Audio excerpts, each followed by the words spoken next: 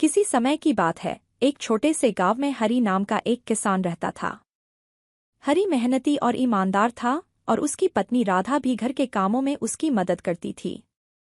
उनके पास ज्यादा संपत्ति नहीं थी, लेकिन उन्होंने जो भी कमाया उससे संतुष्ट रहते थे। एक दिन हरी को खेत की खुदाई करते समय एक पुराना संदूक मिला। उसने उसे खोला तो देखा कि उसमें एक चमकता हुआ सोने का तकिया रखा था।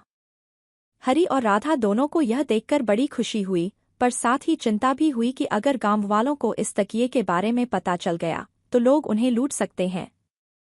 इसलिए उन्होंने फैसला किया कि वे इस तकिए को गांव के सरपंच को सौंप देंगे ताकि वह इसे गांव के भले के लिए इस्तेमाल कर सके।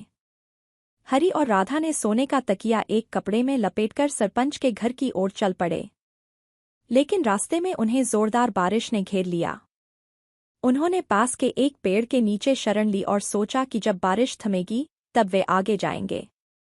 तभी वहां से एक राहगीर गुजरा।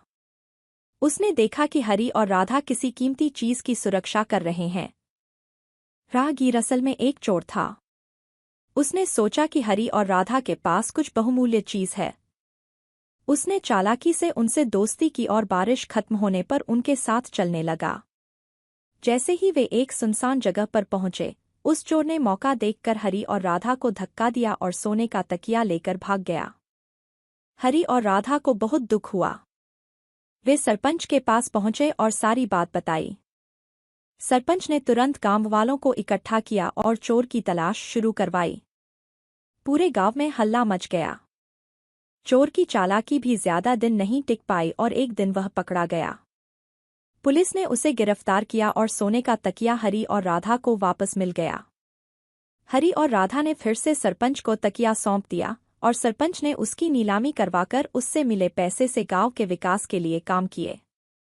इस तरह हरी और राधा ने अपनी ईमानदारी और सच्चाई से न केवल खुद को बल्कि पूरे गांव को फायदा पहुंचाया।